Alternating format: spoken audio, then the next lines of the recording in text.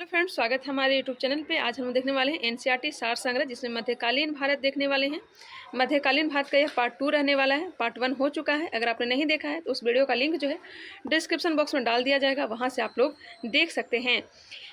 आप लोग को बताते चलें, मध्यकालीन भारत का इतिहास में भारत और मुस्लिम आक्रमण ये सब हो चुका है। दिल्ली सल्तनत हमने देख चुका है, जिसमें गुलाम वंश, खिलजी वंश, तुगलक वंश, सैयद वंश, लोधी वंश ये सब को कंप्लीट कर लिया है। इसके साथ ही विजयनगर साम्राज्य को देख लिया था। दिल्ली सल्तनत में प्रशासन को देखा था। दिल्ली सल्तनत स्थापत्य कला एवं साहित्य, वो फर्स्ट वीडियो में सब हो चुका है। अगर आपने नहीं देखा है तो प्लेलिस्ट में भी जाकर के देख सकते हैं, या फिर इसका लिंक जो है डिस्क्रिप्शन बॉक्स में डाल दिया जाएगा, वहाँ से आप लोग देख सकते हैं। आज हम लोग स्टार्ट करने वाले हैं मुगल वंश, और मध्यकालीन भारत को आज हम लोग समाप्त करने का प्रयास करेंगे। चलिए इसे स्टार्ट करते हैं। मुगल वंश के शासक व उत्तराधिकारी कौन कौन हुए, उसे सबसे पहले देखेंगे। मुगल वंश जो है यह तैमूर वंशज है। क्या है? तैमूर वंशज। यह जो तैमूर के 5वें वंशज कौन? बाबर। तैमूर के 5वें वंशज बाबर के द्वारा मुगल वंश की नींव डाली जाती है 1526 ईस्वी में। बाबर का जो मूल नाम है यह क्या है? तो जहीरुद्दीन मोहम्मद बाबर है। पूरा नाम क्या है? तो जहीरुद्दीन मोहम्मद बाबर है। उसके बाद शासक कौन हुआ था? हुमायूं। हुमायूं के बाद अकबर। अकबर का पूरा नाम है जलालुद्दीन मोहम्मद अकबर। जलालुद्दीन मोहम्मद अकबर। उसके बाद जहांगीर शासन बनता है, इसका मूल नाम रहता है सलीम। और जहांगीर का बेटा 2 है। कौन कौन है? तो शाहजहां और एक है खुसरो मिर्जा। खुसरो मिर्जा। शाहजहां जिसका मूल नाम क्या है? खुर्रम। खुर्रम है। आगे चल करके शाहजहां का बेटा जो है औरंगजेब या शासक बनता है। शाहजहां का बेटा औरंगजेब जो है शासन बनता है, शासक बनता है। जहांगीर का एक बेटा है खुसरो मिर्जा। खुसरो मिर्जा। खुसरो मिर्जा का बेटा है दाबर बख्श, जिसे बली का बकरा कहा जाता है। बली का बकरा, दाबर बख्श। अब यहाँ पे हम लोग देखेंगे शाहजहां के 4 बेटे का नाम दिया गया है। औरंगजेब, शाह सुजा, मुराद बख्श और दारा शिकोह। औरंगजेब, शाह सुजा, मुराद बख्श और दारा शिकोह। शाहजहां के बाद शासन बनता है, शासक बनता है औरंगजेब। औरंगजेब के बाद शासक कौन बनता है? क्या बनता है? बहादुर शाह प्रथम। बहादुर शाह प्रथम, इसका मूल नाम क्या है? तो यह मुअज्जम है। क्या है? मुअज्जम है। औरंगजेब के 4 बेटे हैं, गौर करिएगा यहाँ पे। औरंगजेब के आजम शाह, बहादुर शाह प्रथम, मुहम्मद अकबर और मुहम्मद कामबख्श। लेकिन शासक कौन बनता है? तो यह बहादुर शाह प्रथम बनता है। बहादुर शाह प्रथम शासक बनता है। मुहम्मद अकबर का बेटा का नाम है नेकुसियर और मुहम्मद कामबख्श के बेटा का नाम है मुही उल मिल्लत। शाहजहां तृतीय कहा जाता है। बहादुर शाह के बेटा कौन कौन हुआ, उसे हम लोग देखने वाले हैं। तो अजीम उस शान हुआ, रफ़ी उस शान, जहांदार शाह, खुजिस्ता अख्तर। खुजिस्ता अख्तर। बहादुर शाह प्रथम के बाद शासक कौन बना था? तो यह बना था जहांदार शाह। जहांदार शाह। जहांदार शाह के बाद कौन बना था? तो यह बना था फर्रुखसियर। फर्रुखसियर बना था। 9वें नंबर पे फर्रुखसियर। फिर 10वें नंबर पे 10वां शासक बना था रफ़ीउद्दौला। रफ़ीउद्दर्जात या फिर रफ़ीउद्दौला बना था। और उसके बाद शाहजहां द्वितीय बना था शासक 11वें नंबर पर। और 12वें नंबर मोहम्मद शाह बना था, जो कि खुजिस्ता अख्तर का बेटा था। और मोहम्मद शाह के बाद कौन शासक बना था? तो अहमद शाह बहादुर बना था। अहमद शाह बहादुर बना था। और अहमद शाह बहादुर का बेटा का नाम है बेदार बख्त। बेदार बख्त। और 14वें क्रम का शासन बना था आलमगीर द्वितीय। आलमगीर द्वितीय के बाद इसका बेटा शाह आलम द्वितीय। शाह आलम द्वितीय का बेटा अकबर शाह द्वितीय। अकबर शाह द्वितीय। और अंतिम शासक बहादुर शाह जफर, जिसका निधन रंगून में हो गया था। इसका अगर स्क्रीनशॉट लेना चाहें तो ले सकते हैं, बहुत ही डिटेल तरह से दिया गया है। चलिए आगे बढ़ते हैं। मुगल शासक के मकबरे कहाँ कहाँ हैं वो देखते हैं। बाबर का मकबरा कहाँ है? तो यह आगरा में है। सबसे पहले आगरा में ही दफनाया गया था, बाद में अकबर के समय में काबुल में दफनाया गया था। तो आगरा काबुल दोनों याद रखिएगा। हुमायूं का मकबरा कहाँ है? तो यह दिल्ली में है। अकबर का मकबरा कहाँ है? सिकंदराबाद में है। सिकंदरा आगरा के पास। जहांगीर का मकबरा लाहौर में है, शहादरा के पास, लाहौर में है। शाहजहां का मकबरा आगरा में है। औरंगजेब का मकबरा कहाँ है? तो औरंगाबाद, दौलताबाद में है। एक बार फिर से आप लोग रिकॉल कर सकते हैं। बाबर का मकबरा तो आगरा या फिर काबुल, हुमायूं का दिल्ली, अकबर का सिकंदरा, जहांगीर का लाहौर, शाहजहां का आगरा, औरंगजेब का औरंगाबाद। ध्यान रखेंगे। चलिए आगे बढ़ते हैं। यहाँ पे दिया गया है तैमूर वंश से संबंध होने के कारण मुगलों को तिमूरियन भी कहा जाता है। मुगलों को क्या कहा जाता है? तिमूरियन भी कहा जाता है। क्यों कहा जाता है? तो तैमूर वंश से संबंध होने के कारण। चलिए अब हम लोग आगे बढ़ते हैं। मध्यकालीन भारत के मुगल शासक मूलतः कौन थे? मध्यकालीन भारत के मुगल शासक मूलतः कौन थे? तो यह थे चगताई तुर्क। भारत में मुगल शासन स्थापित करने के पश्चात जहीरुद्दीन मोहम्मद ने अपना नाम क्या रखा? जहीरुद्दीन मोहम्मद ने अपना नाम क्या रखा? तो यह बाबर रखा था। क्या रखा था? बाबर। खानवा युद्ध से दिल्ली आगरा क्षेत्र में बाबर की स्थिति सुदृढ़ हो गई। खानवा युद्ध से दिल्ली आगरा क्षेत्र में बाबर की स्थिति सुदृढ़ हो गई और तत्पश्चात उसने मेदिनी राय पर आक्रमण किया था। बाबर मूलतः कहाँ का निवासी था? तो यह फरगना का निवासी था। वर्तमान में उज्बेकिस्तान का यह क्षेत्र है फरगना, वही का यह निवासी था। बाबर अपने पिता के पक्ष से तैमूर वंश का था, वही माता के पक्ष से चंगेज खा मंगोल शासक के वंश का था। पिता की तरफ से तैमूर वंश और माता की तरफ से चंगेज खा का वंश था। चलिए आगे बढ़ते हैं। अब हम लोग बाबर एवं हुमायूं के बारे में लाइन बाय लाइन देखने वाले हैं। चलिए स्टार्ट करते हैं। भारत में मुगल साम्राज्य की स्थापना किसके द्वारा की गई थी? यह की गई थी बाबर के द्वारा। मध्यकालीन भारत में मुगल शासक वस्तुतः कौन थी? तो यह चगताई तुर्क थी। बाबर को भारत पर आक्रमण करने के लिए किसने आमंत्रित किया था? तो आलम खां तथा राणा सांगा ने। पानीपत का प्रथम युद्ध 21 अप्रैल 1526 को बाबर तथा इब्राहिम लोदी के मध्य हुआ, जिसमें बाबर ने इब्राहिम लोदी को पराजित किया और भारत में मुगल साम्राज्य की नींव डाली। बाबर ने किस युद्ध में तुलुगुमा पद्धति का प्रयोग किया था? तो पानीपत का प्रथम युद्ध में तुलुगुमा पद्धति का प्रयोग किया था। डेट याद रखिएगा, 21 अप्रैल 1526 को पानीपत का प्रथम युद्ध होता है। सर्वप्रथम तोपों का प्रयोग किस युद्ध में किया गया था? तोपों का सर्वप्रथम प्रयोग किया गया था पानीपत के प्रथम युद्ध में। बाबर ने जिहाद का नारा किस युद्ध में दिया था? तो खानवा के युद्ध में दिया था 1527। खानवा के युद्ध में विजय के पश्चात बाबर ने कौन सी उपाधि धारण की? तो गाजी की उपाधि धारण की, काफिरों को मारने वाला की उपाधि धारण की थी। खानवा के युद्ध के विजय के पश्चात बाबर ने कौन सी उपाधि धारण की? तो यह गाजी की। बाबर ने तुर्की भाषा में तुजुक ए बाबरी, जिसे बाबर नामा के नाम से जानते हैं, नामक आत्मकथा लिखी। किस नाम से? तुजुक एक बाबरी किस भाषा का था? तो यह तुर्की भाषा का था। बाबर ने अपनी आत्मकथा बाबरनामा में किस हिंदू राज्य का उल्लेख किया है? तो मेवाड़ और विजयनगर के कृष्णदेवराय के बारे में चर्चा किया है। बाबरी मस्जिद का निर्माण किसने कराया था? तो मीर बाकी। बाबरी मस्जिद जो कि अयोध्या में है, उसका निर्माण मीर बाकी ने करवाया था, वो तो अब तोड़ दिया गया है। बाबर द्वारा लड़े गए प्रमुख युद्ध को ध्यान में रखेंगे। लगतारी से है पान खाकर चंदेरी घूमी, ट्रिक याद रखिएगा, पान खाकर चंदेरी घूमी, पान खाकर चंदेरी घूमी, इस तरह से ट्रिक मैं आप लोगों को बता रही हूँ, याद रखिएगा, ये मेरा खुद का बनाया हुआ ट्रिक है। तो पान खा करके चंदेरी घूमी। तो पानीपत का प्रथम युद्ध 1526, खानवा का युद्ध हुआ था 1527 और 1528 में हुआ था चंदेरी का युद्ध और 1529 में हुआ था घाघरा का युद्ध। क्या खाएंगे? तो साग खाएंगे। क्या खाएंगे? साग खाएंगे। इसे याद रखिएगा, राणा सांगा के साथ क्या हुआ था? खानवा का युद्ध होगा। चंदेरी का युद्ध, इसमें भी दा आ रहा है और इसमें भी दा आ रहा है, इस तरह से थोड़ा रिलेट कर लीजिएगा। मेदिनी राय। घाघरा का युद्ध, घाघरा का हुआ था महमूद लोदी या फिर अफगानों के बीच एक बार फिर से देख लेते हैं। पानीपत का प्रथम युद्ध 1526, खानवा का युद्ध 1527, चंदेरी का युद्ध 1528, 1529 में घाघरा का युद्ध हुआ था।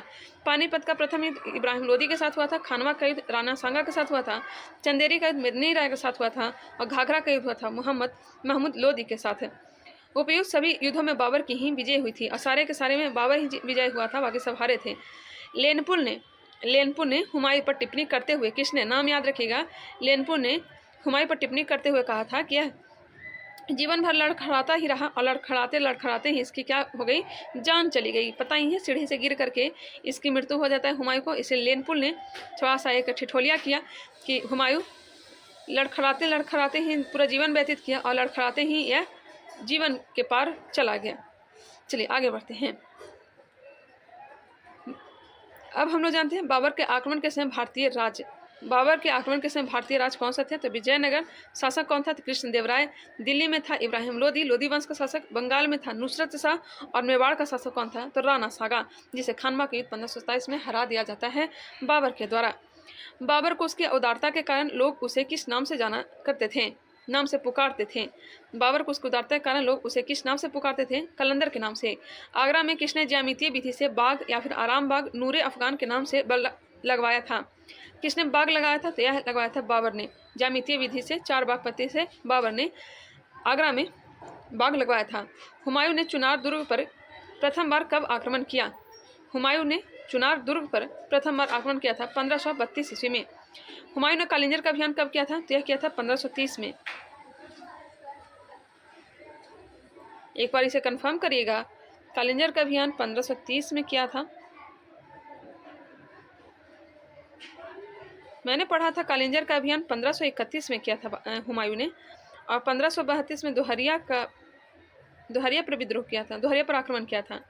एक बार इसे आप लोग कंफर्म करने का प्रयास करेंगे। चलिए आगे बढ़ते हैं।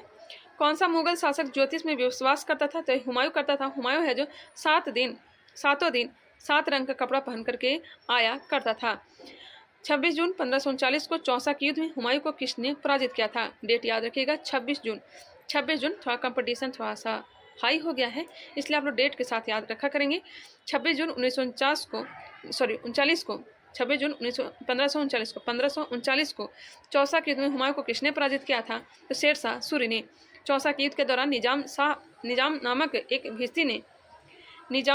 एक भिस्ती ने हुमायूं की जान बचाई थी, इसलिए हुमायूं ने उसे आधे दिन के लिए बादशाह बनाया था। और यह जो निजाम था यह एक दिन में ही राजा बना था और एक दिन में ही चमड़े का सिक्का को लागू कर दिया था। किस युद्ध में पराजित होने के पश्चात हुमायूं को दिल्ली की गद्दी छोड़कर भागना पड़ा था? तो कन्नौज या फिर बिलग्राम का युद्ध जो हुआ था 1540 ईस्वी में, इसको पराजित कर दिया था शेरशाह सूरी और भारत से निष्कासित होना पड़ा था। किस युद्ध में विजय के पश्चात हुमायूं दिल्ली का पुनः शासक बना था? क्या बना था? सरहिंद का युद्ध कब हुआ था? 1555 ईस्वी में। वर्ष 1556 में हुमायूं की मृत्यु किस कारण से हुई थी? जिस पुस्तकालय बनवाया था दीन ए पनाह, वही पुस्तकालय की सीढ़ियों से गिरने के कारण हुमायूं की मृत्यु 1526 में हो जाती है।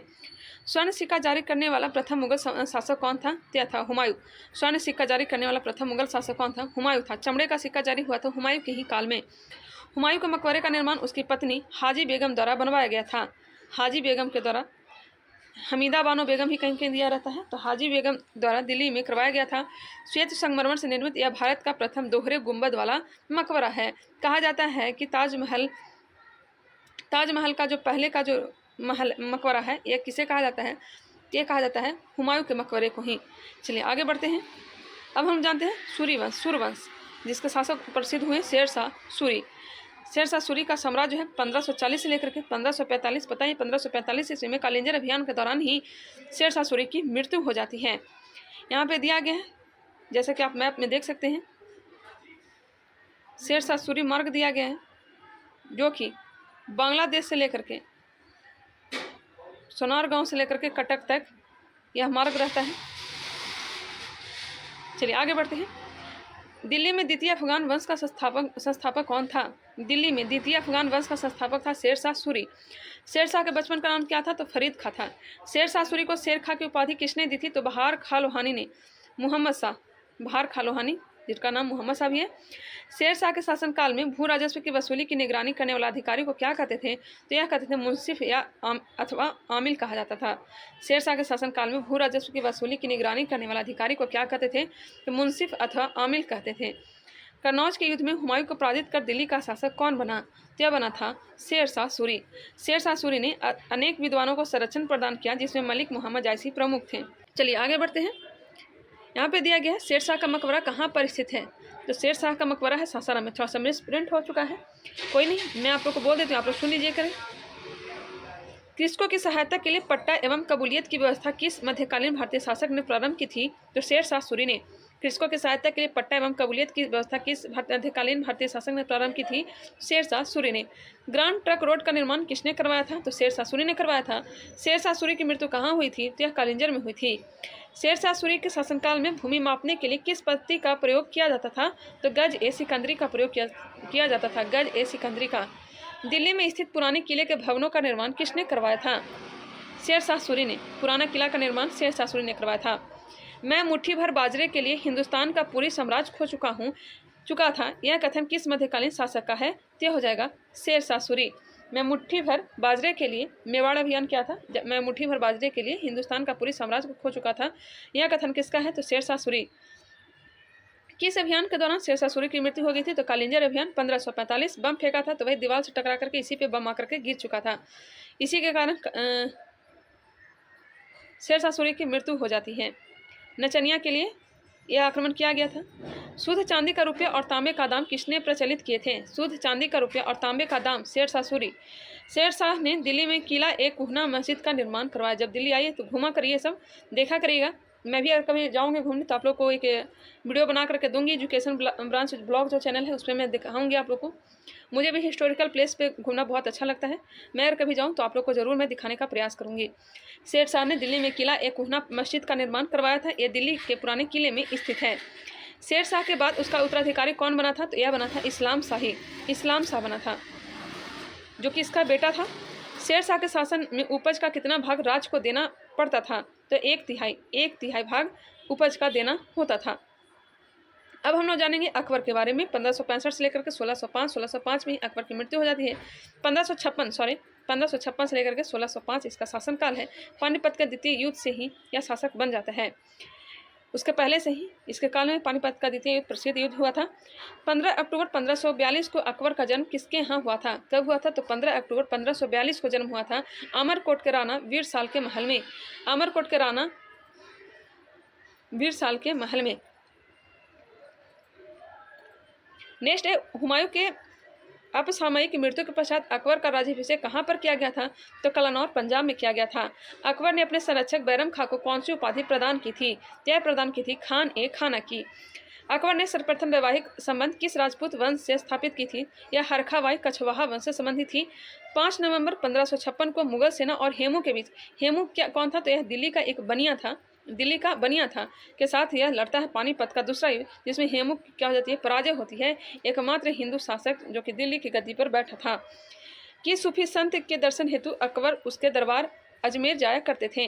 तय जाया करते थे कि सूफी संत के दर्शन हेतु अकबर उसके दरबार अजमेर जाया करते थे। तय जाया करते थे अजमेर ख्वाजा मोइनुद्दीन चिश्ती के दरगाह पे जाया करते थे। इनका दरबार कहाँ है? दरगाह कहाँ है? तो अजमेर में है। मोहम्मद गौरी के साथ यहाँ आए थे। अकबर के शासनकाल में प्रचलित भू राजस्व व्यवस्था की एक प्रसिद्ध नीति आइन ए दहसाला प्रति किसके द्वारा स्थापित की गई थी?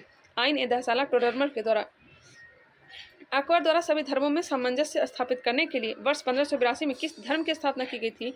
तो 1582 ईस्वी में दीन ए इलाही धर्म को स्वीकार करने वाला एकमात्र हिंदू कौन था? तो यह बीरबल था, महेश दास, जिसका मूल नाम महेश दास।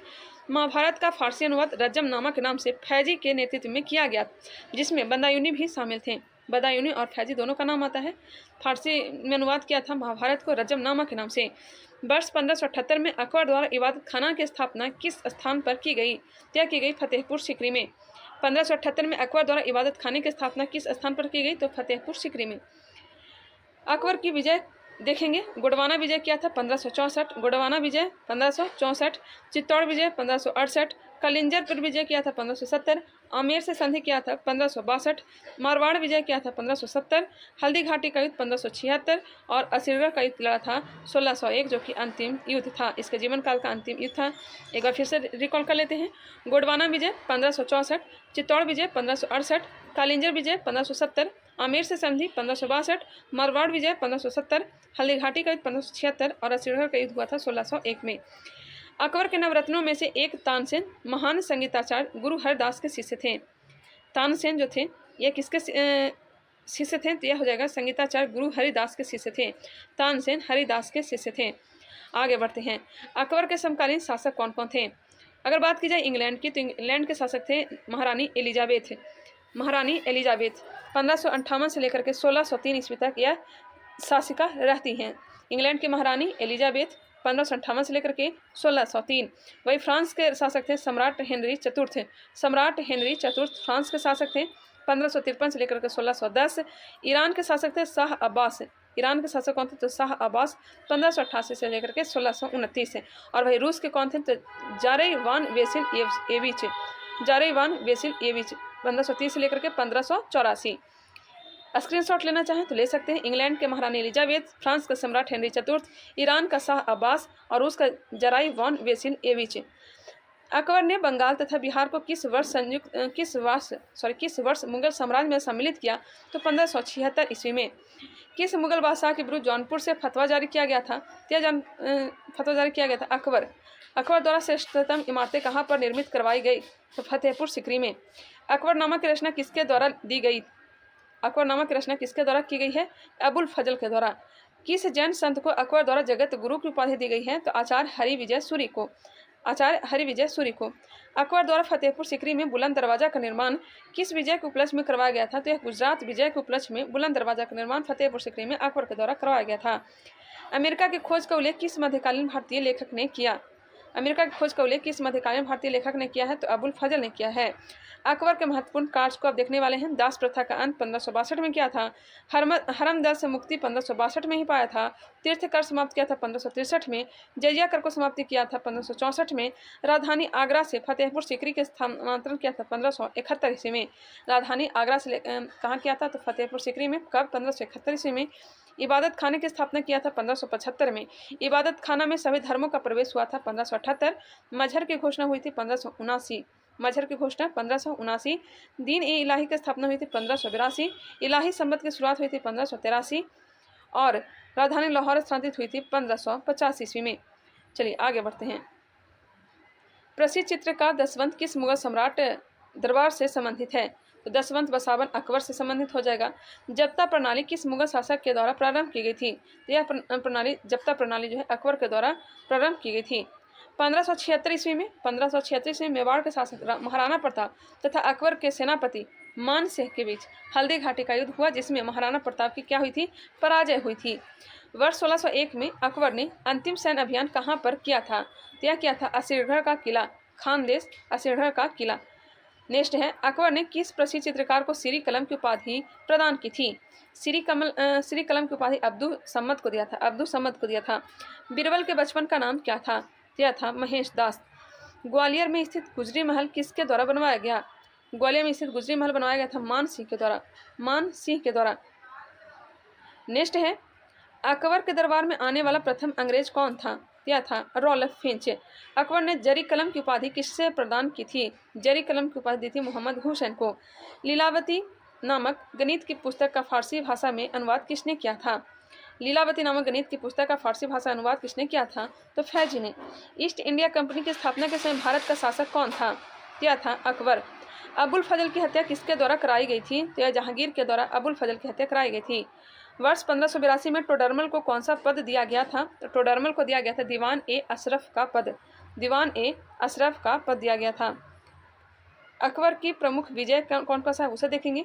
पानीपत का प्रथम युद्ध 1556, गोडवाना विजय 1564, चित्तौड़ का विजय 1568, मारवाड़ विजय 1570, हल्दी घाटी 1576, असीरगढ़ का युद्ध 1601। ध्यान रखेंगे, स्क्रीनशॉट लेना चाहें तो ले सकते हैं। चलिए आगे बढ़ते हैं। अकबर के नवरत्न को देखने वाले हैं हम लोग। बीरबल। बीरबल को कवि प्रिय की उपाधि दी गई थी। बीरबल को कवि प्रिय की उपाधि दी गई थी। नवरत्नों में सबसे बुद्धिमान माना जाता था बीरबल को ही, और बीरबल का जन्म हुआ था 1528 ईस्वी में कालपी के एक ब्राह्मण परिवार में। कालपी के एक ब्राह्मण परिवार में बीरबल का जन्म हुआ था। मूल नाम है महेश दास। जन्म हुआ था 1528 में। 1528 में। नेक्स्ट है अबुल फजल। ये सूफी शेख मुबारक के पुत्र थे। अबुल फजल थे सूफी शेख मुबारक के पुत्र थे। इनका जन्म 1550 में हुआ था। इन्होंने अकबरनामा व आईन अकबरी ग्रंथों की रचना की थी। नेक्स्ट है तानसेन। तानसेन का मूल नाम जो है रामतनु पांडे है। मिर्जा तानसेन का जन्म कहाँ हुआ था? तो यह ग्वालियर में हुआ था। ध्यान रखेंगे, यहाँ से क्वेश्चन पूछा जाता है। तानसेन का जन्म कहाँ हुआ था? तो ग्वालियर में हुआ था। ये संगीत कला में अत्यधिक निपुण थे। तानसेन को संगीत सम्राट भी कहा जाता है। अकबर ने इन्हें कंठाभरण वाणी विलास की उपाधि से सम्मानित किया था। कंठाभरण वाणी विलास की उपाधि से सम्मानित किसे किया गया था? तानसेन को किया गया था। नेक्स्ट है अब्दुल रहीम खाने खाना। अब्दुल रहीम खाने खाना ये बैरम खां के पुत्र थे। इन्होंने तुर्की में लिखे बाबरनामा का फारसी में अनुवाद किया था। बाबरनामा के फारसी अनुवाद किसने किया था? तो बैरम खां ने किया था। अकबर ने इन्हें खान ए खाना की उपाधि से सम्मानित किया था। मानसी। मानसी के बारे में जानते हैं। ये आमेर के राजा भारमल के क्या थे? पौत्र थे तथा भगवान दास के पुत्र थे। इन्होंने अकबर के साम्राज्य विस्तार में महत्वपूर्ण भूमिका निभाई। इनकी मृत्यु 1611 में हुई थी। नेक्स्ट है राजा टोडरमल। राजा टोडरमल का जो जन्म हुआ था यह अवध के जिला सीतापुर में हुआ था। अवध के जिला सीतापुर में हुआ था। सीतापुर के लहरपुर तहसील में हुआ था। लहरपुर तहसील में हुआ था। इनकी प्रसिद्धि का मुख्य कारण इनके द्वारा किए गए भूमि सुधार थे। दीवान ए अशरफ के पद पर रहकर इन्होंने भूमि सुधार की सफल योजना चलाई। दीवान ए अशरफ के पद पे थे। नेक्स्ट है सीतापुर में इनका जन्म हुआ था। अवध के सीतापुर में। फैजी। फैजी के बारे में जानते हैं। ये अबुल फजल के बड़े भाई थे। ये अबुल फजल के बड़े भाई थे। इन्होंने महाभारत व श्रीमद् भागवत गीता का फारसी अनुवाद किया था तथा अकबरनामा नामक ग्रंथ की रचना की थी। किसने? अबुल फजल ने। फ़कीर अजीउद्दीन के बारे में देखते हैं। फ़कीर अजीउद्दीन ये अकबर के निजी हकीम थे, चिकित्सक थे। एवं मित्र भी थे। अकबर ने प्रसन्न होकर इन्हें अपने नवरत्नों में शामिल किया था। मुल्ला दो प्याजा अपनी बुद्धिमानी व वाक पटुता के कारण ये नवरत्नों में शामिल किए गए। इनको खाने में दो प्याज व्यंजन अत्यधिक प्रसिद्ध होने के कारण इनका नाम अकबर ने मुल्ला दो प्याजा कर दिया था। आगे बढ़ते हैं। अकबर ने भारमल की पुत्री हरखाबाई अथवा जोधाबाई से विवाह किया था 1562 ईस्वी में, जिससे जहांगीर या फिर सलीम का जन्म हुआ था। अब हम लोग जानेंगे जहांगीर के बारे में एवं शाहजहां के बारे में। जहांगीर का जो शासनकाल है 1605 से लेकर के 1627 तक, वहीं शाहजहां की बात की जाए तो 1627 से लेकर के 1658 ईस्वी तक का है। वर्ष 1605 में जहांगीर का राज्याभिषेक कहाँ किया गया? यह किया गया था आगरा में।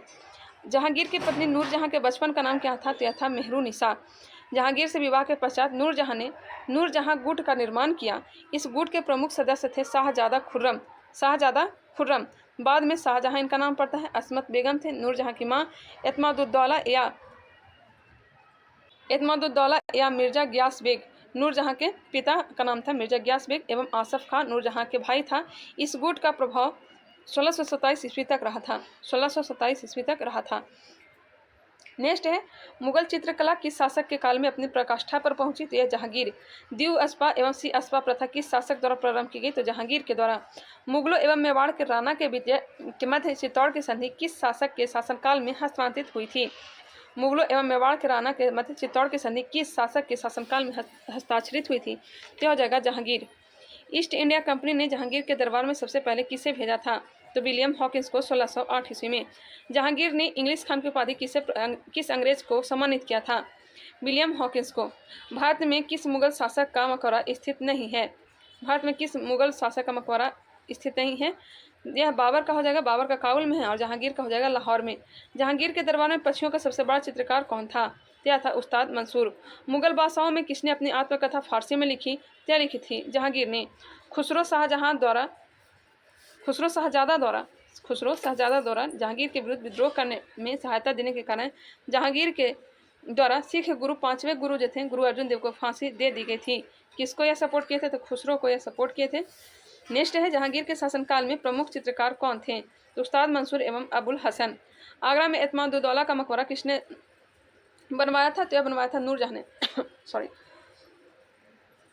मरियम उज़्ज़मानी का मकबरा किसके द्वारा बनवाया गया? तो यह जहांगीर के द्वारा। मरियम उज़्ज़मानी का मकबरा किसके द्वारा बनवाया गया?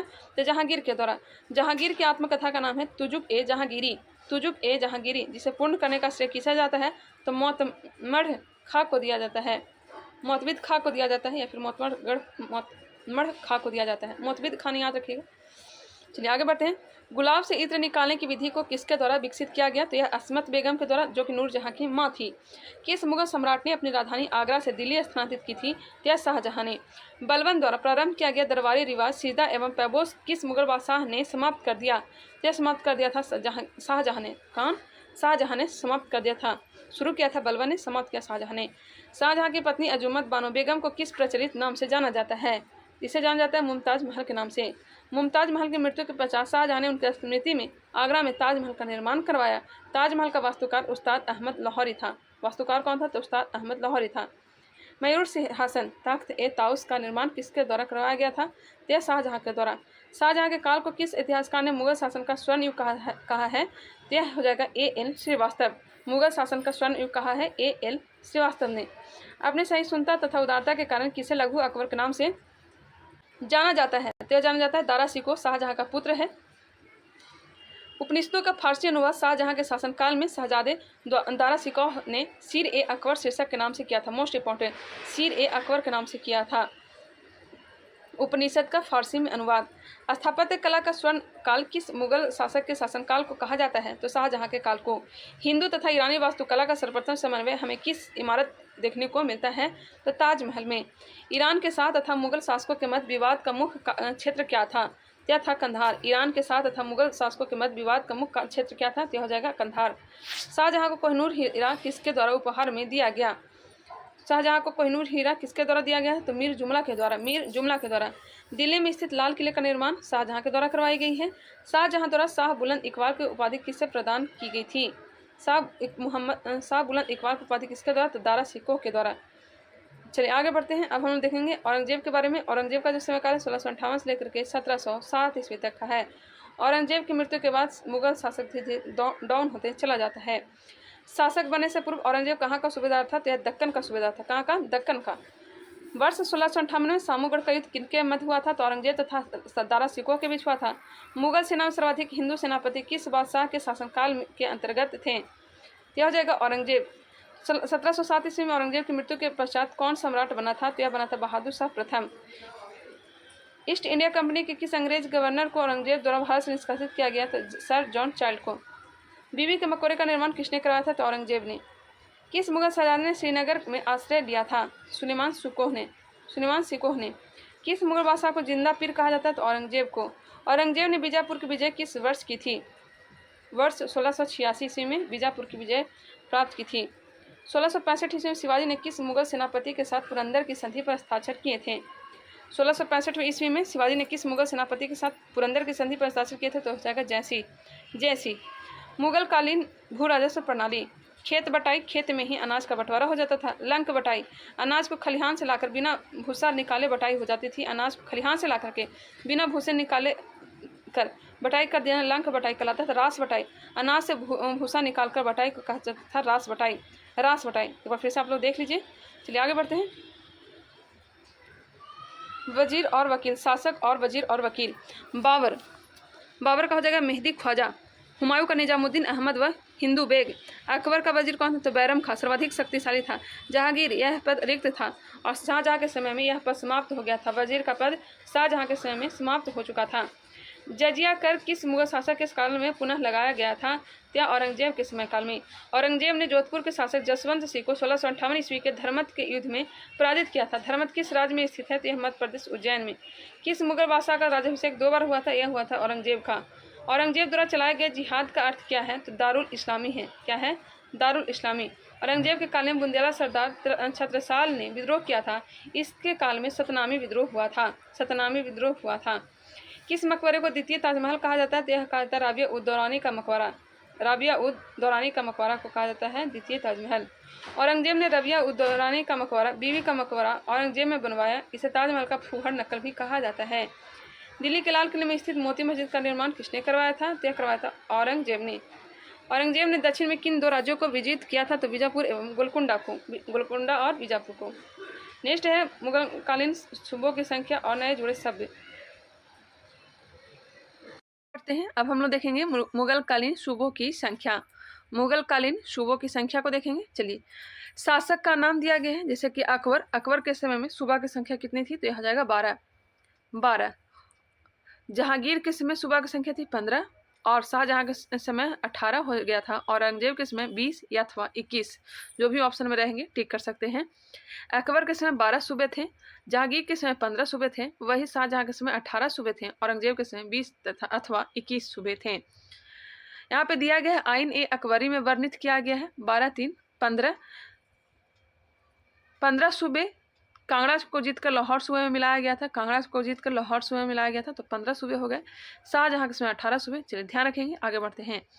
औरंगजेब ने हिंदू त्योहारों को सार्वजनिक रूप से मनाए जाने पर तथा सार्वजनिक नृत्य पर और संगीत पर प्रतिबंध लगा दिया था। डांस, संगीत, ये सब पर प्रतिबंध किसने लगा दिया था? क्या लगा दिया था? औरंगजेब ने। आगे बढ़ते हैं। शासक, वजीर और वकील दिया गया है, ये हम लोग देख लिया था। यहाँ पे दिया गया उसे देख लेते हैं। जजिया कर किस मुगल शासक के काल में पुनः लगाया गया? क्या लगाया गया था? औरंगजेब के समय। औरंगजेब ने जोधपुर के शासक जसवंत सिंह को 1658 ईस्वी के धर्मत के युद्ध में पराजित किया था। धर्मत किस राज्य में है? क्या है? मध्य प्रदेश में। किस मुगल बादशाह का राज्याभिषेक 2 बार हुआ था? तो यह हुआ था औरंगजेब का। औरंगजेब द्वारा चलाए गए जिहाद का अर्थ क्या है? तो दारुल इस्लामी। औरंगजेब के काल में बुंदेला सरदार छत्रसाल ने विद्रोह किया था। इसके काल में सतनामी विद्रोह हुआ था। किस मकबरे को द्वितीय ताजमहल कहा जाता है? तो राबिया उद दौरानी का मकबरा को ही द्वितीय ताजमहल कहा जाता है। राबिया उद दौरानी का मकबरा, बीबी का मकबरा, इसका निर्माण औरंगाबाद में महाराष्ट्र में बनवाया गया। इसे ताजमहल की फूहड़ नकल भी कहा जाता है। इससे आगे भी हमने देखा भी था। दिल्ली के लाल किले में स्थित मोती मस्जिद का निर्माण किसने करवाया था? तो औरंगजेब ने दक्षिण में किन 2 राज्यों को विजित किया था? तो बीजापुर एवं गोलकुंडा को। इसे हमने पहले भी देख चुका है। अब आगे हम लोग देखने वाले हैं मुगल कालीन प्रशासन को देखेंगे। चलिए स्टार्ट करते हैं। किस शासक ने राम सीता की आकृति वाले राम सिया देवनागरी लेख से युक्त सिक्के चलवाए थे? किस शासक ने राम सीता के आकृतियों वाले राम सिया देवनागरी लेख से युक्त सिक्के चलवाए थे? अकबर ने। मुगल शासन में प्रचलित तांबे का सिक्का क्या कहलाता था? तो यह दाम कहलाता था। मुगल प्रशासन के अंतर्गत जिले को किस नाम से जाना जाता था? तो जिले को जानते थे सरकार के नाम से। मध्यकाल में बटाई शब्द का अर्थ क्या था? यह लगान निर्धारण की विधि था। विद्वानों को दी जाने वाली राजस्व मुक्त अनुदान भूमि को मुगल प्रशासन में मदद ए मास शब्द से इंगित किया जाता था। दिल्ली का वह शिक्षा केंद्र जो मदरसा ए बेगम कहलाता था, किसके द्वारा स्थापित किया गया था? यह स्थापित किया गया था दिल्ली का वह शिक्षा केंद्र जो मदरसा ए बेगम कहलाता था, यह स्थापित किया गया था महामनगा के द्वारा। मुगल कालीन भारत में राज्य की आय का प्रमुख स्रोत क्या है? तो भू राजस्व हो जाएगा। किस मुगल सम्राट में तंबाकू के प्रयोग पर प्रतिबंध लगाया गया था? तो यह जहांगीर। किस विदेशी यात्री को मुगल सेना में किसे चिकित्सक नियुक्त किया गया था? तो नियुक्त किया गया था निकोलाउ मनुची को। मुगल काल में सेना का प्रधान कौन होता था? तो मीर बख्शी हुआ करता था। मनसबदारी प्रथा संस्थापक अकबर था। प्रारंभ हुआ था 1575 ईस्वी में मनसबदारी प्रथा। मनसबदारी प्रथा का अर्थ होता है पद या श्रेणी, उद्देश्य होता है प्रशासन का संचालन। अकबर की मनसबदारी व्यवस्था किस पर आधारित थी? तो यह मंगोलों की दशमलव पद्धति पर। अकबर की मनसबदारी व्यवस्था किस पर आधारित थी? तो मंगोलों की दशमलव पद्धति पर। मुगल काल में राज अधिकारियों को वेतन के रूप में जो भू राजस्व आवंटित किया जाता था उसे क्या कहा जाता था? तो उसे कहा जाता था जागीर। मनसबदारी के संदर्भ में दुअस्पा जिनके पास 2 घोड़े तथा सिंहस्पा जिनके पास 3 घोड़े व्यवस्था को लागू करने वाला मुगल शासक कौन था? यह था जहांगीर। जात किसी मनसबदार के व्यक्तिगत वेतन और उसके दर्जे का सूचक था। जात जो था किसी मनसबदार के व्यक्तिगत वेतन और उसके दर्जे का सूचक था, और सवार उसके द्वारा रखे जाने वाले घुड़सवारों की संख्या का सूचक था। मुगल मिश्रित सैनिक टुकड़ियों में ईरानी, तुरानी, मुगल, भारतीय, अफगान व मुसलमान समान संख्या में रखने की व्यवस्था थी। चलिए आगे बढ़ते हैं। अब हम लोग जानेंगे मुगल कालीन उच्च अधिकारी के बारे में। दीवान ए इंसा सुल्तान के आदेश को लिखने एवं डाक संबंधी कार्य जो करने वाले हैं, यह विभाग जो कहलाता है यह दीवान ए इंसा। दीवान ए वजारत लगान, अर्थव्यवस्था, राज्य के आय व्यय, मंत्रियों के कार्यों के देखरेख कौन करता था? दीवान ए वजारत करता था। दीवान ए वजारत जो है यह विभाग है। न्याय विभाग हो जाएगा दीवान ए कजा, काजी उल कुजात न्याय विभाग। दीवान ए बरीद गुप्तचर विभाग, बरीद ए मुमालिक के अधीन होता था। यह गुप्तचर विभाग है। दीवान ए बरीद या बरीद ए मुमालिक के अधीन होता था। दीवान ए आरिज सेना की भर्ती, रसद, शिक्षा, संगठन की देखरेख करने वाला दीवान ए आरिज विभाग कहलाता था। दीवान ए रिसालत विदेशी विभाग ए प्रजा के नैतिक आचरण को नियंत्रित करता था। दीवान ए रिसालत जो है यह विदेश विभाग हो जाएगा, और यही मुहत्सिब जो हो जाएगा ए प्रजा के नैतिक आचरण को नियंत्रित करता था। वाकिया नवीस यह समाचार लेखक होता था। खुफिया नवीस यह गुप्त पत्र लेखक होते थे। दरोगा ए डाक यह गुप्तचर विभाग का प्रमुख होता था। इसके अतिरिक्त यह पत्र व्यवहार का प्रभारी होता था। दीवान ए तन यह वेतन और जागीरों से संबंधित मामलों का निपटारा करता था। मीर आतिश यह शाही तोपखानों का प्रधान होता था। मीर ए बहर या जल सेना का प्रधान होता था। वही हरकारा ए जासूस व संदेश वाहक दोनों होते थे। वितिकची हो जाएगा अकबर ने अपने शासनकाल के 19वें वर्ष दरबार के सभी घटनाओं व खबरों को लिखने हेतु इनकी नियुक्ति की थी। मुशरिफ क्या था? तो यह राज्य की आय व्यय का लेखा जोखा रखता था। नाजिर ए बेउतात यह शाही कारखानों का अधीक्षक होता था। एक बार फिर से इसे देख लेते हैं क्योंकि यहाँ से प्रश्न पूछे जाते हैं, इसलिए थोड़ा इस पर ज़्यादा ध्यान देंगे। दीवान ए इंसा जो है यह सुल्तान के आदेश को लिखने एवं डाक संबंधी कार्य करने वाला विभाग कहलाता था। दीवान ए इंसा। लगान, अर्थव्यवस्था, राज्य के आय व्यय, मंत्रियों के कार्यों की देखरेख कौन करता था? तो यह दीवान ए वजारत विभाग। न्याय विभाग हो जाएगा दीवान ए कजा। गुप्तचर विभाग बरीद ए मुमालिक के अधीन होता था। दीवान ए बरीद। सेना की भर्ती करता था दीवान ए आरिज। रसद, शिक्षा, संगठन की देखरेख कौन करता था? दीवान ए आरिज। वही दीवान ए रिसालत जो है विदेश विभाग हो जाएगा। मुहतसिब ए प्रजा के नैतिक आचरण को नियंत्रित करता था। वाकिया नवीस यह समाचार लेखक होता था। खुफिया नवीस यह गुप्त पत्र लेखक होता था। दरोगा ए डाक यह गुप्तचर विभाग का प्रमुख होता था। इसके अतिरिक्त यह पत्र व्यवहार का प्रभारी होता था। दीवान ए तन हो जाएगा यह वेतन और जागीरों से संबंधित मामलों का निपटारा करता था। मीर आतिश यह शाही तोपखानों का प्रधान था। मीर ए बहर यह जल सेना का प्रधान होता था। वही हरकारा ए जासूस व संदेश वाहक दोनों होते थे। वितक्ची क्या था? तो वितक्ची अकबर ने अपने शासनकाल के 19वें वर्ष दरबार की सभी घटनाओं व खबरों को लिखने हेतु इनकी नियुक्ति की थी। मुशरिफ क्या है? तो यह राज्य की आय व्यय का लेखा जोखा रखता था। नाजिर ए ब्यूतात यह शाही कारखानों का अधीक्षक होता था। चलिए आगे बढ़ते हैं। अब हम लोग जानेंगे मुगल कालीन स्थापत्य, संगीत, चित्रकला एवं साहित्य के बारे में। मुगल कालीन स्थापत्य, संगीत, चित्रकला एवं साहित्य को अनवर ए सुहेली नामक ग्रंथ किस भारतीय ग्रंथ का अनुवाद है? अनवर ए सुहेली यह किस ग्रंथ का भारतीय अनुवाद है? यह हो जाएगा किस भारतीय ग्रंथ का अनुवाद है? यह हो जाएगा पंचतंत्र। इसकी रचना विष्णु शर्मा ने किया था। मुगल काल में प्रचलित राजभाषा कौन थी? यह थी फारसी। औरंगजेब कौन सा वाद्य यंत्र बजाने में कुशल था? तो यह वीणा हो जाएगा। बाबर की पुत्री गुलबदन बेगम ने हुमायूं नामक पुस्तक की रचना की थी तथा मुगल काल के अनेक ऐतिहासिक विवरण लिखे थे। उत्तरी भारत में किसको आधुनिक संगीत का अग्रदूत कहा जाता है? आधुनिक संगीत का अग्रदूत कहा जाता है मोहम्मद रिजा खां को। दास्तान ए अमीर हमजा का चित्रांकन किसके द्वारा किया गया था? तो अब्दुल समद के द्वारा। दास्तान ए अमीर हमजा का चित्रांकन अब्दुल समद के द्वारा किया गया था। राज कवि और शासक मुल्ला गजाली मसहदी अकबर के शासनकाल का राजकवि था। वही तालिब अमूली जहांगीर का राजकवि था। वही अबू तामिल कलीम जो था यह शाहजहां का राजकवि। वही कादिसी शाहजहां का। एक बार फिर से देखते हैं। मुल्ला गजाली मसीदी जो न्यू नेम होता है, जो कभी सुना नहीं होगा, एक बार में याद नहीं होता है, इसलिए एक दो बार रिपीट करना जरूरी हो जाता है। मुल्ला गजाली मसीदी अकबर का हो जाएगा राजकवि। तालिब अमूली जहांगीर का हो जाएगा। अबू तामिल कलीम शाहजहां का। और कादिसी शाहजहां का। ये दोनों के दोनों राजकवि था। नेक्स्ट है मुगल चित्रकला की सबसे महत्वपूर्ण कृति कौन सी है? यह है हमजानामा। नस्तलिक क्या है? नस्तलिक एक प्रकार की फारसी लिपि थी जो मध्यकालीन भारत में प्रयोग की जाती थी। नस्तलिक एक प्रकार की क्या थी? तो फारसी लिपि थी जो मध्यकालीन भारत में प्रयोग की जाती थी। मुगल शैली चित्रकला का प्रारंभ किस शासक के समय हुआ था? तो यह हुआ था हुमायूं के समय काल में। मुगल काल में जिस मदरसे ने मुस्लिम न्याय शास्त्र की पढ़ाई में विशिष्टता प्राप्त की वह कहाँ स्थित था? मुगल काल में जिस मदरसे ने मुस्लिम न्याय शास्त्र की पढ़ाई में विशेषता प्राप्त की थी वह कहाँ स्थित था? तो यह था लखनऊ में। शाहजहां के शासनकाल में मस्जिद निर्माण कला अपनी पराकाष्ठा पर पहुंच गई थी। इसके दो उत्कृष्ट उदाहरणों में से पहली आगरा के किले की मोती मस्जिद जो ताजमहल की तरह संगमरमर की बनी हुई है। दूसरी लाल बलुआ पत्थर से बनी दिल्ली की जामा मस्जिद जिसमें एक विशालकाय दरवाजा, ऊंची पतली मीनारें और अनेक गुंबद इस मस्जिद की मुख्य विशेषताएं हैं। हुमायूं के मकबरे में पहली बार 4 बाग पद्धति का प्रयोग तथा दोहरे गुंबद का निर्माण किया गया था। आगे बढ़ते हैं। अब हम लोग जानेंगे मुगल कालीन स्थापत्य के प्रमुख उदाहरण।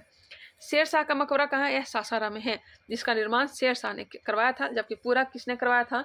यह करवाया था इसका बेटा इस्लाम शाह।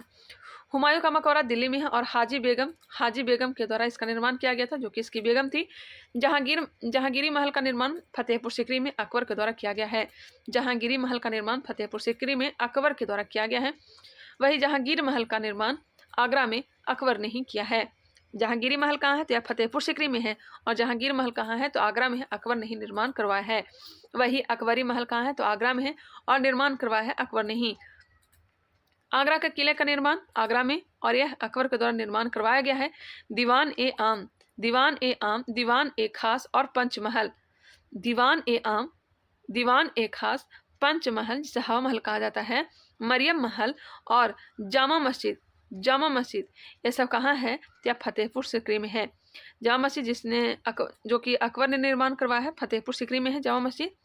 और एक जामा मस्जिद है दिल्ली में जिसका निर्माण शाहजहां ने करवाया था। गौर करिएगा यहाँ पे। दीवान ए आम, दीवान ए खास, पंचमहल, मरियम महल, जामा मस्जिद, तुर्की सुल्तान का महल और बुलंद दरवाजा। कौन कौन सा है? दीवान ए आम, दीवान ए खास, पंचमहल, मरियम महल, जामा मस्जिद, तुर्की सुल्तान का महल और बुलंद दरवाजा। ये सभी के सभी कहाँ है? तो फतेहपुर सीकरी में है। और सभी का निर्माण किसने करवाया है? या अकबर ने करवाया है। किसने करवाया है? अकबर ने करवाया है। चलिए आगे बढ़ते हैं। अकबर का मकबरा कहाँ है? तो यह सिकंदरा में है और इसका निर्माण किसने कराया? तो जहांगीर ने। एतमादुद्दौला का मकबरा आगरा में है और इसका निर्माण नूरजहां ने करवाया है। नूरजहां। जहांगीर का मकबरा शहादरा लाहौर, नूरजहां ने इसका निर्माण करवाया है। दीवान ए खास आगरा में है। दीवान ए आम आगरा में है। और शीश महल कहाँ है? आगरा में। शीश महल आगरा में। खास महल कहाँ है? तो आगरा में। नगीना मस्जिद कहाँ है? तो आगरा में। जामा मस्जिद आगरा में। ये सभी का निर्माण किसने करवाया? तो शाहजहां ने करवाया है। एक बार फिर से देखते हैं। दीवान खास, दीवान आम, शीश महल, खास महल, नगीना मस्जिद, जामा मस्जिद, मच्छी भवन, ये सभी के सभी कहाँ हैं? तो आगरा में है। और सभी का निर्माण किसने करवाया? तो शाहजहां ने करवाया है। स्क्रीनशॉट लेना चाहे तो ले सकते हैं। चलिए मैं आगे बढ़ लेती हूँ। लाल किला कहाँ है? तो दिल्ली में है और इसका निर्माण शाहजहां ने करवाया है। मोती मस्जिद आगरा में है, इसका निर्माण शाहजहां ने करवाया है। जहानाबाद दिल्ली में है और इसका निर्माण शाहजहां। जामा मस्जिद दिल्ली और शाहजहां ने इसका निर्माण करवाया है। दीवान आम दिल्ली का शाहजहां ने निर्माण करवाया और दीवान खास दिल्ली में शाहजहां। एक बार फिर से इसका आपको स्क्रीनशॉट लेना चाहें तो ले सकते हैं। चलिए मैं आगे बढ़ लेती हूँ। एक बार फिर से आप लोग देख लीजिएगा, वीडियो लंबी बन जाएगी। आगे बढ़ते हैं। अब हम लोग देखेंगे मुगल कालीन साहित्य। रामायण का फारसी में अनुवाद किसने किया था? तो बदायूनी ने। रामायण का फारसी में अनुवाद बदायूनी ने किया था। भगवत गीता का फारसी में अनुवाद राजा टोडरमल ने किया था। राजा टोडरमल। योग वशिष्ठ फारसी में अनुवाद दारा शिकोह। अथर्ववेद का फारसी में अनुवाद शर हिंदी। पंचतंत्र का फारसी अनुवाद मौलाना शाह मोहम्मद शाहबादी ने किया था। मौलाना शाह मोहम्मद शाहबादी। लीलावती का फारसी अनुवाद फैजी ने किया था। कालिया दमन का फारसी अनुवाद अबुल फजल ने किया था। वही बावन उपनिषद फारसी में अनुवाद दारा शिकोह ने किया था। बावन उपनिषद का फारसी में अनुवाद दारा शिकोह ने किया था। अकबरनामा फारसी में अबुल फजल के द्वारा लिखी गई है। बाबरनामा फारसी में अब्दुल रहीम खाने खाना ने लिखी है। बाबरनामा वही तुजुक ए बाबरी को फारसी में अनुवाद किया था अब्दुल रहीम खाने खाना ने। हुमायूं नामा फारसी में लिखा गया है गुलबदन बेगम के द्वारा। तुजुक ए बाबरी बाबर ने लिखा था खुद ही, यह तुर्की भाषा में है। तुझके जहांगीरी या फारसी भाषा में जहांगीर ने प्रारंभ किया था, लेकिन इसको पूरा मोतबिद खान ने किया था और मोहम्मद हादी ने। मुतखब उल तवारिख या फारसी में अब्दुल कादिर बदायूनी ने इसका फारसी में लिखा था। इकबाल नामा ए जहांगीरी फारसी में मोतबिद खा बख्शी ने लिखा था। मासीरे जहांगीरी फारसी ख्वाजा कामगार। तबकाते अकबरी फारसी निजामुद्दीन अहमद। शाहजहांनामा फारसी में इनायत खा। नुस्खा ए दिलकुशा फारसी में खफी खा। आलमगीरनामा फारसी में मिर्जा मोहम्मद कासिम। मासीर ए आलमगीरी फारसी में साकिब मुस्तैद खा। फतवा ए आलमगीरी फारसी में शेख निजामुद्दीन अहमद। पादशाहनामा या फारसी में मोहम्मद अमीन। एक बार फिर से इसे देख लीजिए और इसका स्क्रीनशॉट लेना चाहें तो ले सकते हैं। मैं आगे बढ़ लेती हूँ। फटाफट एक बार रिकॉल करना चाहें तो आप लोग माइंड में रिकॉल कर सकते हैं। चलिए आगे बढ़ते हैं। नेक्स्ट है मुगल काल का एकमात्र गुंबद विहीन मकबरा कौन सा है? तो यह अकबर का मकबरा है। गुंबद विहीन मकबरा कौन सा है? तो यह है अकबर का मकबरा। जहांगीर के शासनकाल के अंतिम वर्षों में केवल संगमरमर की इमारतें बनवाने और दीवारों को अर्ध मूल्यवान पत्थरों से बनी फूल पत्तियों की आकृतियों से सजाने का चलन आरंभ हुआ। जहांगीर के शासनकाल के अंतिम वर्षों में केवल संगमरमर की इमारतें बनवाने और दीवारों को अर्ध मूल्यवान पत्थरों से बनी फूल पत्तियों की आकृतियों से सजाने का चलन आरंभ हुआ।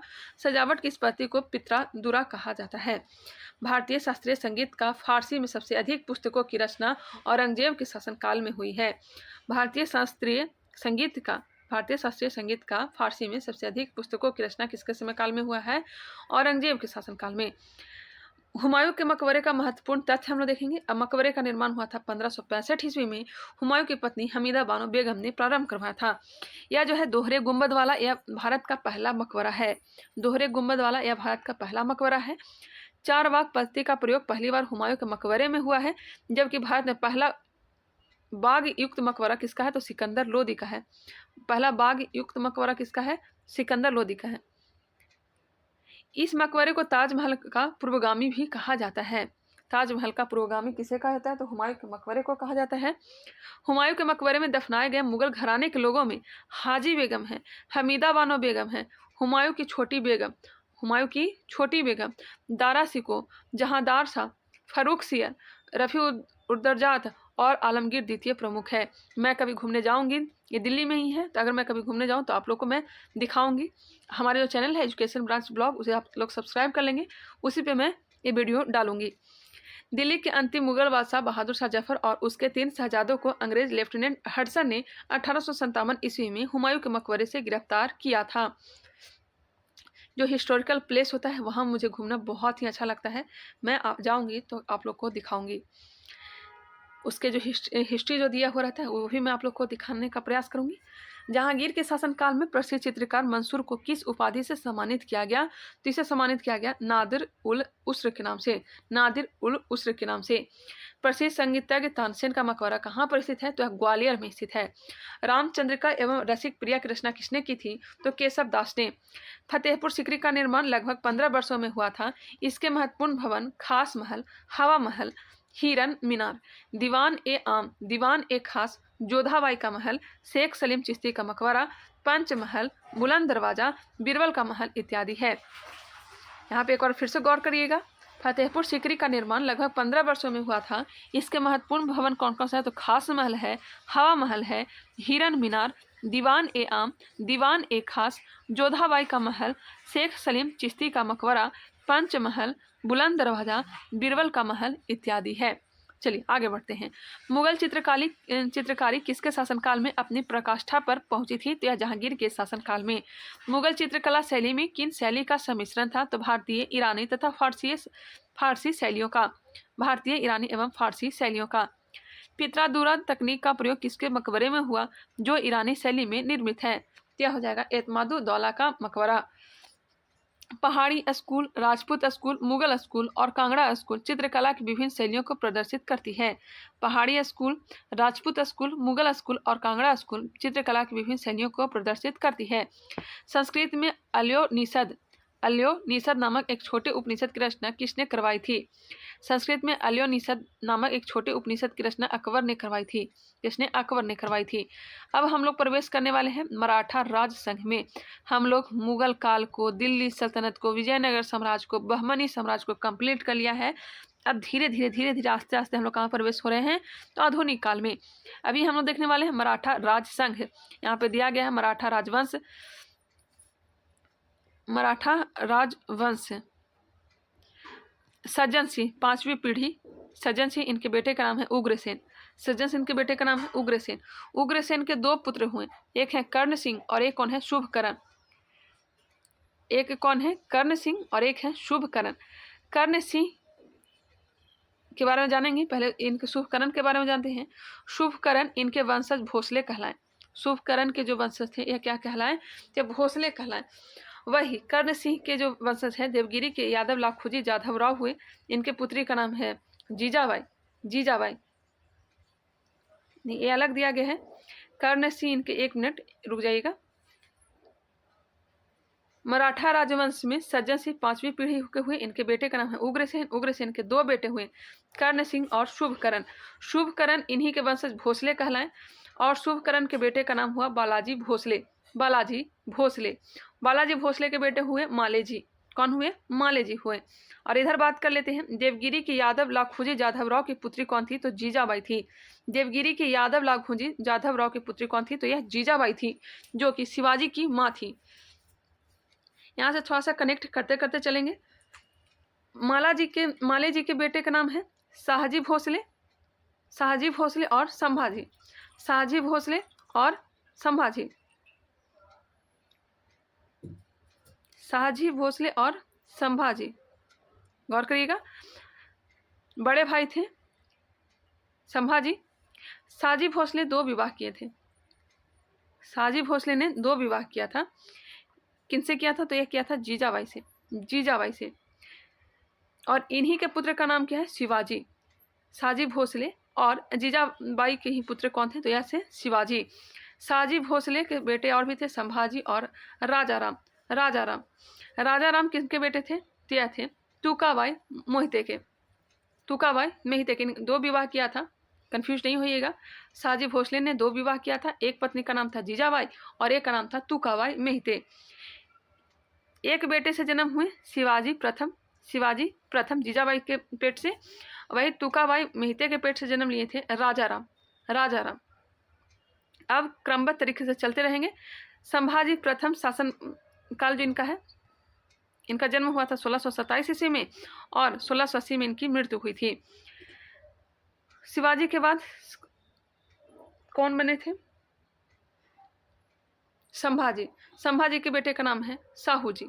साहू जी, साहू जी के स्वतंत्र शासक उत्तर सतारा साहू जी और दक्षिण कोल्हापुर शिवाजी द्वितीय। कोल्हापुर शिवाजी द्वितीय। और शिवाजी द्वितीय का ही बेटा का नाम क्या था? तो राजा राम द्वितीय। एक बार आप लोग भी देखने का प्रयास करेंगे, थोड़ा मुझे उलझा जैसा भी लग रहा है। चलिए मैं आगे बढ़ लेती हूँ। मोडी लिपि का प्रयोग किसके लेखों में किया जाता है? मोडी लिपि का प्रयोग किसके लेखों में? तो मराठों के लेखों में।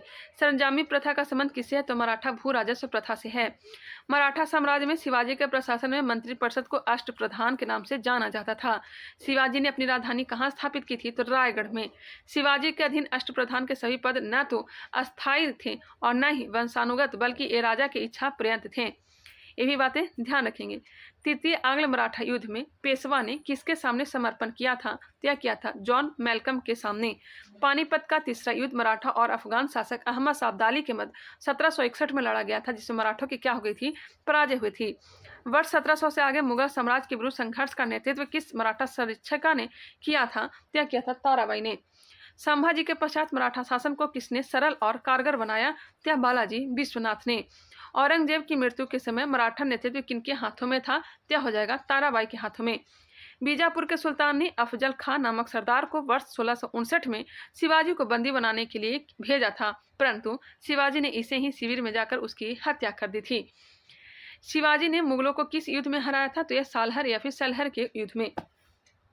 शिवाजी के अष्टप्रधान में देखते हैं 8 मंत्री और विभाग थे।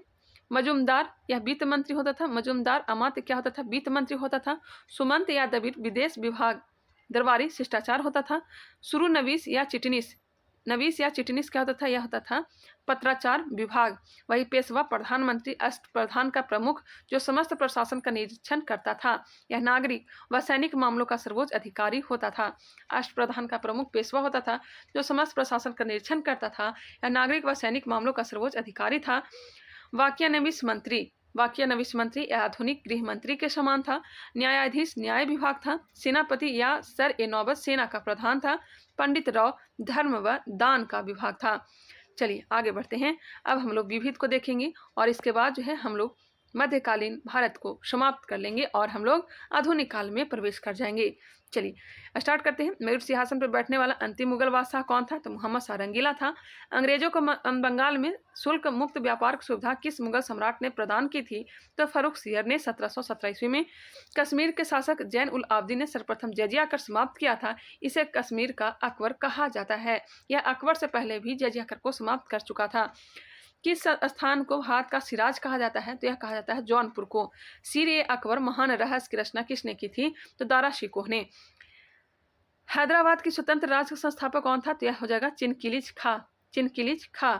नादिर शाह के आक्रमण के समय मुगल शासक कौन था? तो मोहम्मद शाह रंगीला था। मोहम्मद शाह के शासनकाल में हिजड़ों तथा महिलाओं के एक वर्ग का राजकाज में सर्वाधिक प्रभुत्व था। मोहम्मद शाह के शासनकाल में हिजड़ों तथा महिलाओं के एक वर्ग का राजकाज में सर्वाधिक प्रभुत्व था। बहमनी राज्य की स्थापना किसने की थी? तो हसन गंगू ने 1347 ईस्वी में। मुगल काल में किस बंदरगाह को बाब उल मक्का द्वार कहा जाता था? मक्का द्वार कहा जाता था। तो यह कहा जाता था सूरत बंदरगाह को। मुगल काल में किस बंदरगाह को बाब उल मक्का कहा जाता था? तो यह सूरत बंदरगाह को कहा जाता था। हितोपदेश का फारसी अनुवाद किसने किया था? तो ताजुल माली ने। ताजुल माली ने। जयसिंह द्वितीय ने दिल्ली में खगोलीय वेधशाला का निर्माण करवाया, जिसे वर्तमान में जंतर मंतर कहा जाता है। जयसिंह द्वितीय ने दिल्ली में खगोलीय वेधशाला का निर्माण करवाया, जिसे वर्तमान में क्या कहा जाता है? जंतर मंतर। विश्व का सबसे बड़ा गुंबद कौन सा है? यह है गोल गुंबद, जो कि बीजापुर में है। विश्व का सबसे बड़ा गुंबद गोल गुंबद बीजापुर में है। मुस्लिम शासकों में किसे उसकी प्रजा जगत गुरु कहकर पुकारती थी? मुस्लिम शासकों में किसे उसकी प्रजा जगत गुरु कहकर पुकारती थी? तो इब्राहिम शाह द्वितीय को। इब्राहिम शाह द्वितीय को जगत गुरु कहकर संबोधित करती थी। अंतिम मुगल बादशाह बहादुर शाह जफर द्वितीय के पिता का नाम क्या था? तो यह हो जाएगा अकबर शाह द्वितीय। वजीर गाजीउद्दीन ने दिल्ली में मुगल बादशाह शाह आलम द्वितीय को प्रवेश नहीं करने दिया था। कौन? तो वजीर गाजीउद्दीन ने। वजीर गाजीउद्दीन ने दिल्ली में मुगल बादशाह शाह आलम द्वितीय को प्रवेश नहीं करने दिया था। सिखों के चौथे गुरु संत रामदास ने अकबर द्वारा दी गई 500 बीघा जमीन पर अमृतसर नगर की स्थापना किसने की थी? आपका रामदास ने। मुगलों ने नवरोज का त्योहार किसने ग्रहण किया? तो यह पर्सियों से। किससे ग्रहण किया? तो यह पर्सियों से। प्रत्येक वर्ष कृषि की जाने वाली उपजाऊ भूमि को क्या कहा जाता है? तो यह कहा जाता है पोलज। क्या कहा जाता है? प्रत्येक वर्ष कृषि की जाने वाली उपजाऊ भूमि को पोलज कहा जाता है। सिख संप्रदाय के 10 गुरु को याद रखेंगे। पहले गुरु है नानक, उसके बाद अंगद, अमरदास, रामदास, अर्जुन देव, हरगोविंद, हरिराय, हरकिशन, तेग बहादुर और गुरु गोविंद सिंह। एक बार फिर से आप लोग ध्यान दीजिएगा। सिख संप्रदाय के 10 गुरु हुए हैं। पहला हुए हैं गुरु नानक देव, दूसरा हुए गुरु अंगद देव, तीसरा हुए हैं अमरदास, चौथा हुए हैं रामदास, पांचवा कौन हुए? तो अर्जुन देव, छठा हुए हरगोविंद, सातवां कौन हुए हैं? तो हरिराय, और आठवां कौन हुए? तो हरकिशन, और नौवां कौन हुए? तेग बहादुर, और 10वां गुरु गोविंद सिंह। चलिए इनके बारे में जान लेते हैं। 1469 ईस्वी को नानक का जन्म हुआ था। 1539 में इनकी मृत्यु हुआ था। सिख धर्म के संस्थापक हैं गुरु नानक देव। अंगद 1539 लेकर 1552। गुरुमुखी लिपि के जनक कौन कहलाते? तो अंगद, इन्हें लहना के नाम से भी जाना जाता है। अमरदास 1552 से लेकर 1574 सिख धर्म के प्रसार हेतु 22 गद्दियों की स्थापना, विवाह पद्धति लवन को प्रचलन किया था। रामदास ने 1574 से 1581 अमृतसर की स्थापना रामदास ने ही की थी। अर्जुन देव 1581 से लेकर के 1606 गुरु ग्रंथ साहिब का संकलन व अमृतसर में हर मंदिर का निर्माण करवाया था। स्वर्ण मंदिर का निर्माण करवाया था। इन्हें जहांगीर ने फांसी दे दी थी। हरगोविंद सिंह 1606 से 1645 अकाल तख्त की स्थापना, मोस्ट इंपॉर्टेंट, अकाल तख्त की स्थापना हरगोविंद सिंह ने करवाया था। सिखों को एक योद्धा जाति में प्रशिक्षित किया था। हरिराय मुगलों के उत्तराधिकार युद्ध में भाग लिया व अपने पुत्र राम राय को मुगल दरबार में भेजा था। हरकिशन 1661-1664 अल्पवयस्क अवस्था में मृत्यु हो चुकी थी। तेग बहादुर 1664-1675 औरंगजेब द्वारा फांसी दे दी गई थी। गुरु गोविंद सिंह 1675 से लेकर के 1708 ये सिखों के 10वें गुरु एवं अंतिम गुरु थे। इनका जन्म पटना में हुआ था 1666 ईस्वी में, और इन्होंने खालसा पंथ की नींव रखी थी 1699 ईस्वी में। सिखों के लिए 5 का कार्य जारी किया था। केस, कंघा, कृपान, कच्छा एवं कड़ा अनिवार्य कर दिया था। इन्होंने गुरु पद की समाप्ति कर दी थी और गुरु ग्रंथ साहिब को ही गुरु घोषित कर दिया था। चलिए ध्यान रखेंगे। हम लोग जो है मध्यकालीन भारत को समाप्त कर लिया है। और नेक्स्ट वीडियो में देखने के लिए मिलेगा आधुनिक भारत। इसका ऑब्जेक्टिव अगर देखना चाहते हैं तो ऑब्जेक्टिव में करवा दी हूँ, प्लेलिस्ट में जाकर के देख सकते हैं। चलिए मिलते हैं नेक्स्ट वीडियो के साथ, तब तक के लिए धन्यवाद।